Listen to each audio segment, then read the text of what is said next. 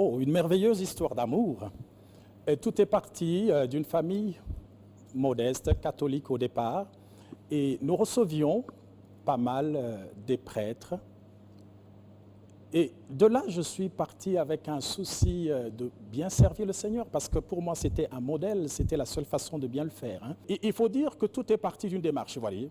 J'étais finalement déçu du système catholique à la recherche d'une certaine vérité. Et bien tout ça, ça prend le chemin. Et bon, c'est comme ça que quelqu'un pouvait connaître une dépression intellectuelle, parce que finalement, bon, je me dis, mais alors, je pouvais utiliser toutes les voies sauf la voie chrétienne de Jésus, non. Parce que pour moi, les chrétiens étaient naïfs. Ils croyaient à des choses qui n'étaient pas explicables. Alors, étant rationnel au départ, je trouvais que ce n'était pas correct. Alors, de m'engager sur cette voie. Je ne voulais pas qu'on me parle de l'Église. Jésus, c'est quoi? Parce que les chrétiens disent des choses qu'on ne sait pas vérifier. Mais finalement, comme j'ai crié vers le ciel, et puis Dieu conjuguant les circonstances, je me retrouve devant une possibilité de choix, parce que j'étais déçu par mon schéma de la recherche de la vérité, au fait. Hein.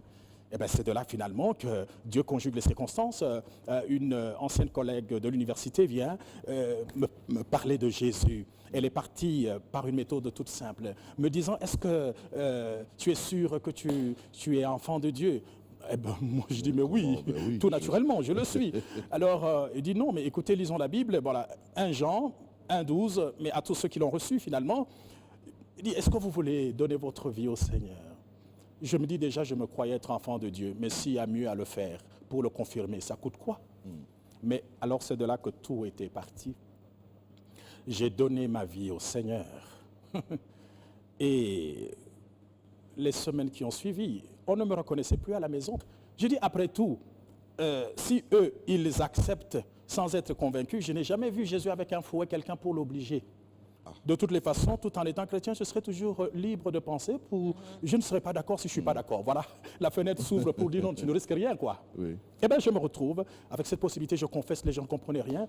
Bon, mais c'est de là, finalement, le travail du Saint-Esprit s'est opéré quelques semaines qui avaient suivi. Une joie immense inondait mon cœur, mais je ne savais pas l'expliquer. Oui, d'où ça venait, tout ça. Pour me résumer, tonton Jaco, c'est là finalement que Dieu, parce que j'étais parti de Dieu n'existe pas, il a fallu un argument de force pour me convaincre qu'il existe.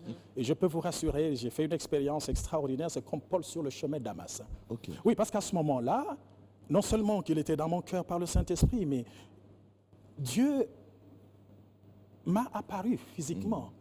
Oui. Et puis, j'entendais des voix, je causais avec Dieu comme avec un ami. Je ne croyais pas que la Bible était la parole de Dieu, finalement. Dieu s'était arrangé pour que j'aie Gédéon au chevet de mon lit, mais je l'ai dévoré, finalement. Donc, Et puis, ce qui est extraordinaire, c'est que ce que je vivais, je trouvais la confirmation. Alors, ça m'a fait croire que oui, mais c'est la parole de Dieu, en fait. Ça a encadré toutes les expériences chrétiennes que j'ai faites. Bon, alors je passe d'un extrême à un autre. Je dis finalement, c'est que je suis la seule personne à avoir rencontré Jésus. Parce que finalement, tous ces chrétiens qui me disaient qu'ils étaient chrétiens, mais pourquoi ils ne pouvaient pas me dire qu'on pouvait parler avec lui?